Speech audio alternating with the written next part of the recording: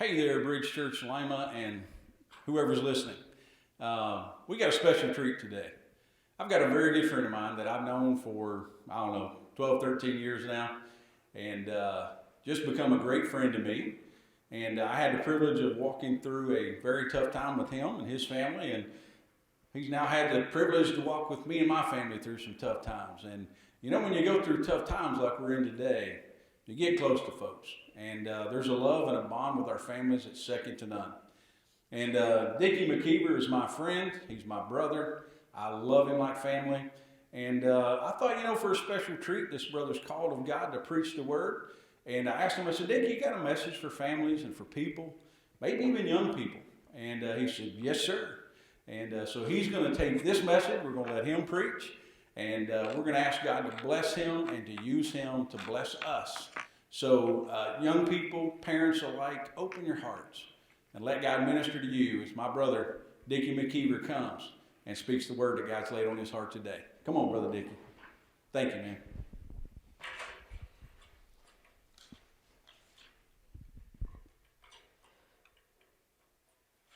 Well, it's a privilege to be able to stand here and to deliver God's word. And sometimes you probably won't have to mind me. I might deliver a message a little different than Randy, which that's okay. Because that's what I like about the name of this church. It's the bridge. It don't matter where we come from, our history, our background, or how we deliver. God, I'm sure Peter didn't preach the same way Paul did in the Bible. And we have to be different in that aspect to where we deliver how God delivers through us. So, if you want, I'm just going to read a few scriptures. I'm hoping to hit young people with everything that's going on and families. I'm hoping to hit right where the Lord has got me on my mind of what I need to read. So if you have your Bibles, you want to turn your phone, whatever. And yeah, I got the King James Version, but I'll interpret some of them words for you. So in 2 Kings chapter 4, we're just going to read 6 verses of this story. And the Bible said, Now there cried a certain woman of the wives of the sons of the prophets unto Elisha, saying, Thy servant my husband is dead. And thou knowest that thy servant did fear the Lord, and the creditors come to take unto him my 2 sons to be bondmen, slaves. And Elisha said unto her, What shall I do for thee? Tell me, what hast thou in thy house? What do you got in your house? And she said, A handmaid hath not anything in the house, save a pot of oil. Then he said, Go borrow thee vessels. I want you to listen how many times vessels is used. Go borrow vessels abroad from all thy neighbors, even empty vessels, borrow not a few. And when thou come into the house, shut the door upon thee and upon thy sons, and shalt pour out all in those vessels, and thou shalt set aside that which is full. So she went from him and shut the door upon her and upon her sons, and brought the vessels to her, and she poured out. And it came to pass, when the vessels were full, she said unto her son, Bring me yet a vessel. And he said unto her, There's not a vessel more, and the oil stayed. It stopped flowing. So I want to try to preach on being the vessel. I thought about of how this world is, and now that we're told to stay home and we can't go anywhere, and I thought about kids, they can't play spring sports, they can't have graduation, but I thought of it in this light that the devil is after that generation, and it's our job to try to protect them. So now they're not out with their friends. They're not out doing things they shouldn't be doing. They're away from some of them people. So the world's coming to enslave this next generation, just like the creditor was here. And the only thing that was between the creditor from getting the 2 sons was the oil. A lot of times this is probably preached on how God multiplied, the prophet multiplied the oil. But I want to look at it in a different sense, is that it was about the vessel. It wasn't about the oil. The oil was there. The oil is always there for us. The Bible said heaven has an endless supply.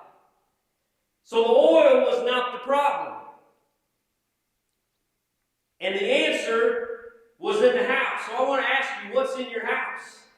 What have it been, 6, 7 weeks now? We've been quarantined in our house. We've had to watch church online. So what's in your house? How is your house? How is it with your life? So I thought about, what kind of vessel are you? Because the oil is not the problem. It would have kept flowing and kept flowing. As long as those sons would have kept getting vessels, they'd have kept pouring, and it kept pouring, and then it just kept flowing. But when there was not another vessel, the oil stopped. God's looking for vessels. Even in this time and in this pandemic that we're in, God is looking for vessels. We just got to have something that we can pour into. The woman determined the magnitude of her miracle, not God. You say God's not a miracle worker? That's not what I said. The woman determined the magnitude of her miracle, not God. The prophet said, "What do you have?" She said, "I have oil." "Well, go get vessels." The more vessels she got, the bigger the miracle was. So she determined it. If she went and got one, the miracle wouldn't have been as big. But they kept getting as much as they could so she could save her two sons. And that's what we ought to do. We ought to do as much as we can for the Lord and live for Him so we can determine the magnitude of our miracle. Heaven has an endless supply. It's there. But we got to be the vessel. So I thought, you say, some people might be watching and saying, what do you mean? What is so special about this oil? The oil in the Bible represents the Holy Spirit. It takes the anointing of the oil of the Holy Spirit for us to stay free. What you have in your house, it can help bring a miracle or it can hinder the miracle to come to your house. So as you're quarantined at home, and I kept thinking this in my mind of how, at the community that I'm in, how many times we've lost a young person to a car accident. How many times we've lost because they've been out doing something they shouldn't be doing. And I thought, well, this has happened.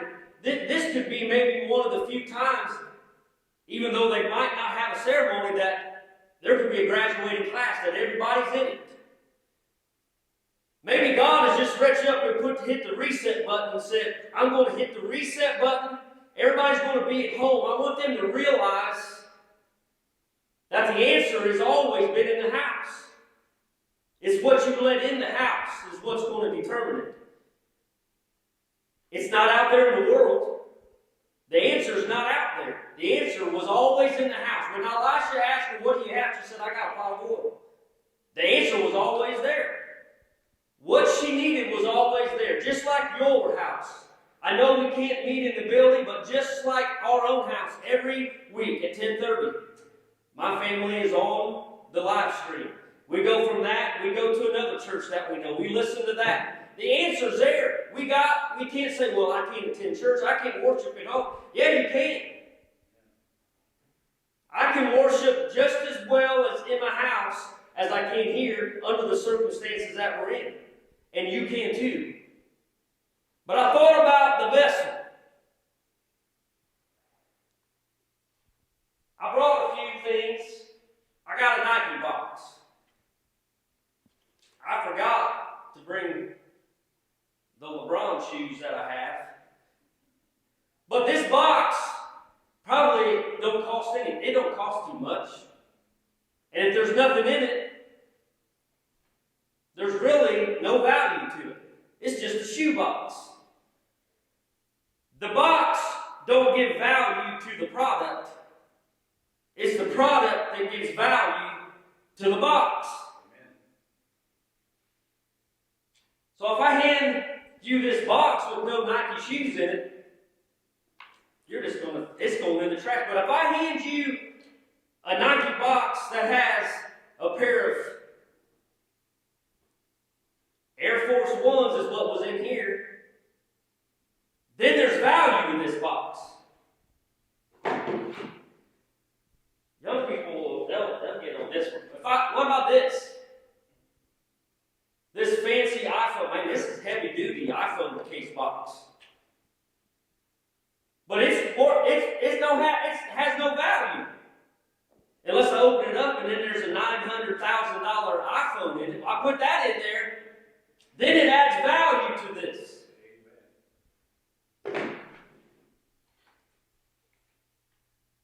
This is for all the women that watch The Bachelor and The Bachelorette. This has even got Neil Lane's name on it. But this Neil Lane ring box isn't worth much unless there's value on the inside. The box don't give value to the product. It's the product that gives value to the box. That $1,000 diamond ring gives value to that box. But let's make it simple.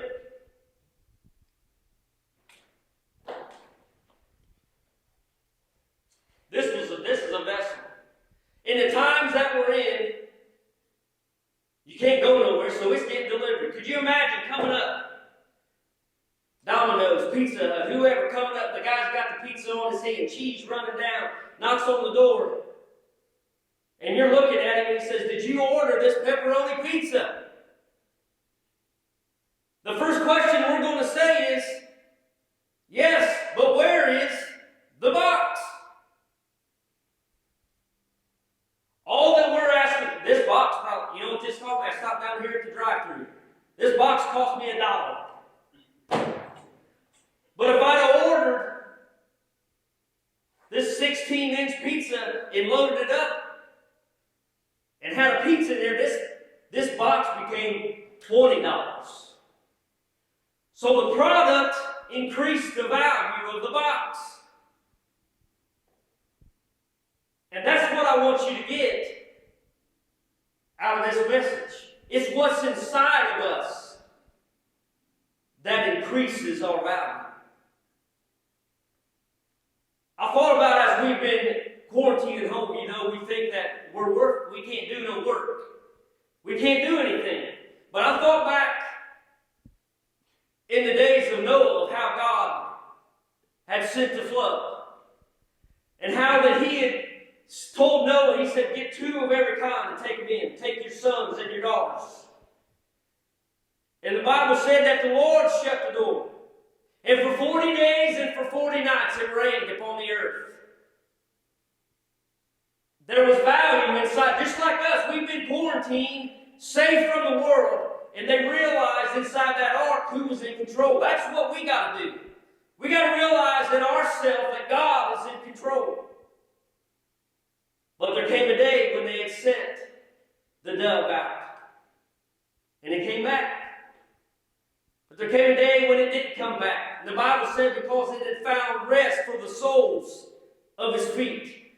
One day the sun's going to shine again. We might think of doom and gloom right now because we think we can't do anything. But fear is a liar. We can't live in fear forever. So back to the box. All that God asked for is for the vessel to be empty and to be clean. We put a big thing on this, you know. We think we got to be perfect. Someone tells you got to be perfect. That's the first lie. Because the Bible says we've all sinned and come short of the glory of God. That's you, that's me, that's my wife, that's whoever. We've all messed up. But the Bible said, "Little children, I write unto you that you sin not. But if you do, there is an advocate, a defense attorney, to plead our case."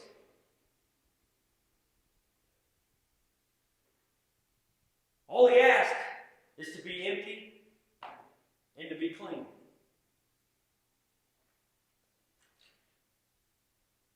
You see, the value of you as a young person,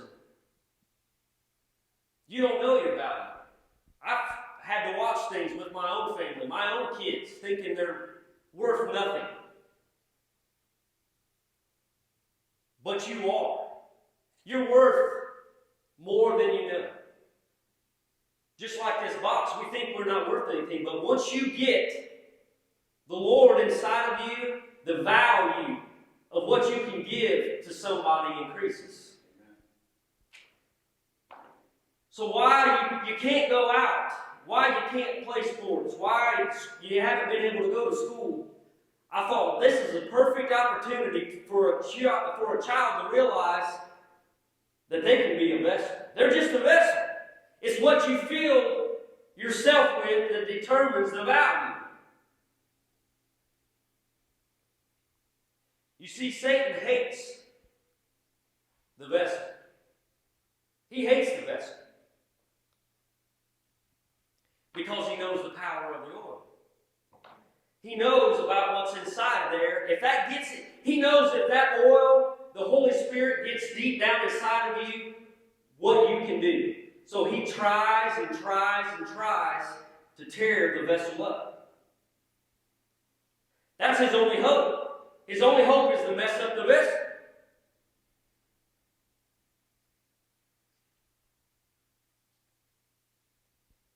So I thought about how Jesus came and walked the earth for 33 and a half years. Preached his own gospel.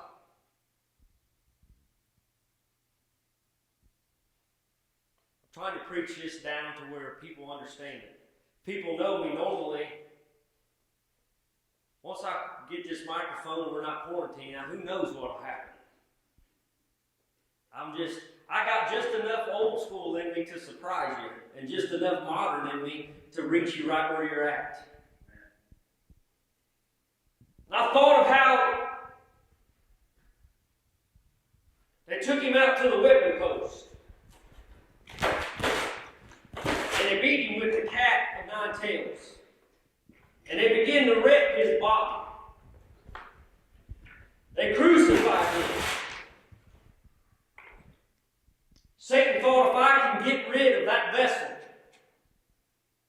I'll win. We know the story. We know that Easter story. They took him to Joseph of Arimathea's borrowed tomb, laid him there for 3 days. But the Bible said while he was there, the Spirit of the Lord descended in to him and preached to those that was there. And said that the Bible said that he brought back the keys to death, hell, and the grave. You see, the devil has no power. Satan may have some power, but God has all power. Satan's so weak, he don't even have the keys to his own house. The Lord got them. He went and snatched them up. They ripped the body to pieces. But his spirit ascended into heaven. Said he was seated up above about 500. He's sitting on the right hand of the Father, making intercession for you and I. That one day when this is all over with, that we have a better place to go to. You see, the oil wants to live in you for eternity.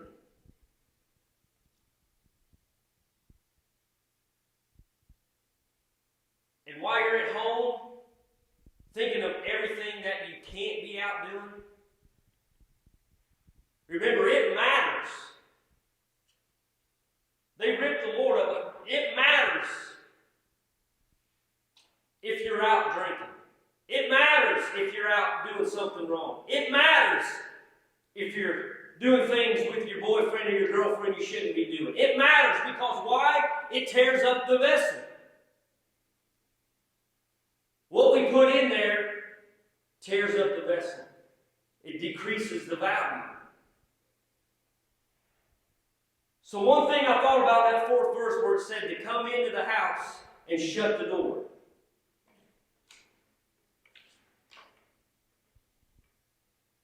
You see, some things require separation.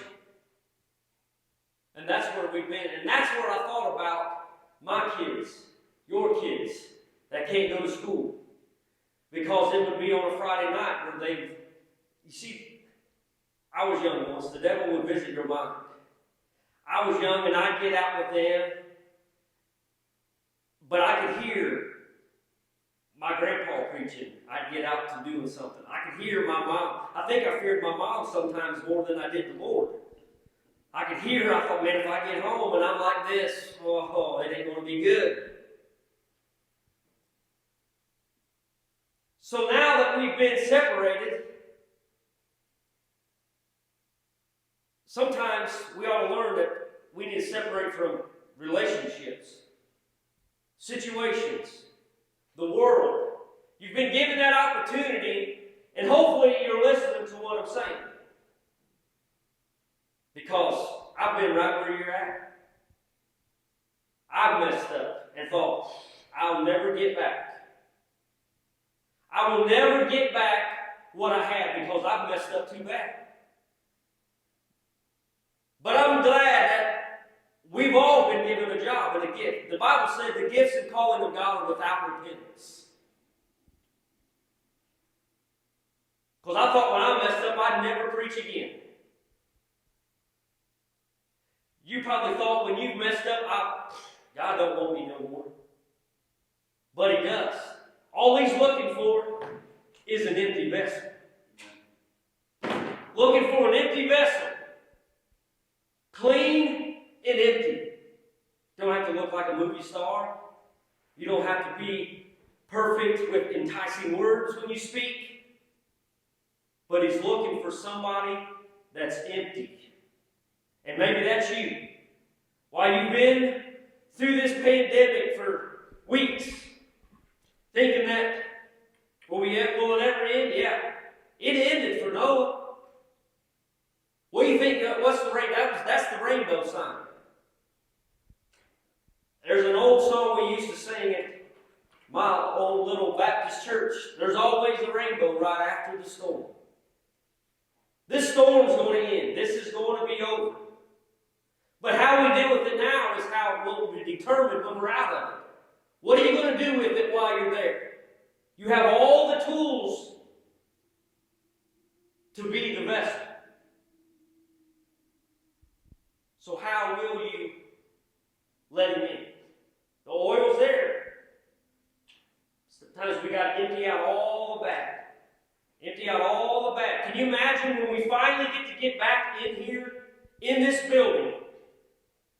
While these weeks we've been at home, we've been separated ourselves from the bad things, from the bad relationships, not stuff on Facebook. Don't get involved in somebody else's mess because they're talking about something on there. Just keep that stuff to yourself, like Pastor said earlier in one of his messages. He wanted to, I catch myself a lot of times wanting to reply because you just can't fix stupid sometimes. And I want to, but I don't. Probably because my wife's about to beat me when I try to. But maybe through all this, God said, reset. I'm going to show them how to get out of this. I'm going to help them through this. And let's see how church is. Let's see how lives are. Let's see how people act when it's over. This world needs one of the biggest revivals it's ever seen. I mean, we can see the signs of times are coming to an end. But what I want you to know is that what's inside adds value to the box. The iPhone adds value to the iPhone box. The engagement ring adds value to the Neil Lane box. The $250 Nike shoes adds value to the Nike box. The pizza adds value to the pizza box. And the Lord inside of you adds value to you. So I ask you this question as I come to a close. Are you going to be that empty vessel? Are you going to let Him come in to show you there is a better way, there's a better life out there, and just be an empty vessel? He'll fill you up. You just got to be willing. And you got to be empty. And that's the thought I want to leave as we close in prayer. Our most righteous Heavenly Father, God, as we come to you, thanking you, Lord, for this opportunity to stand behind your sacred desk, pulpit one more time, God, and deliver your word. God, it might not be with enticing words or, God, a Holy Spirit-filled amen and message. But God, I believe that this is a message that people need to realize that some things are for a reason. For us to reset ourselves, become empty of the things that maybe have drawn us away from you. So God, I ask that they would take the words, God, of your holy word inside and ponder upon them, chew upon them, and God, maybe it'll help someone to realize that we make this Christian life harder than what it is. That it's an easy way of life. Sure, we have struggles.